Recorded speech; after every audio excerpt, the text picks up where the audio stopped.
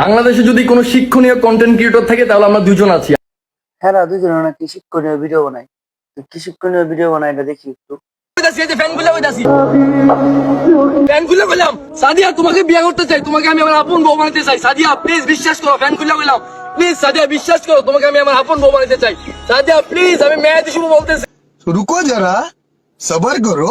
যে আপনাদের কমেন্টে প্রায় 3 মিনিট 21 সেকেন্ড নামের যে অংশটুকু আসে, এটা শোনার পরে আপনার কি মনে হয়? এইসব শিক্ষণীয় ভিডিও। আমাদের কন্টেন্ট এতটাই জনপ্রিয় আর এতটাই শিক্ষণীয় যে হাজার হাজার মানুষ আমাদের ভিডিও দেখে কান্না করে। আর এসব দেখা মানুষ, হ্যাঁ ভিডিও দেখে মানুষ কান্না করে। মানুষ পাবলিক কান্না করবে কি লিগা? ভিডিও হেরাই কান্না করে পৌঁছায় না।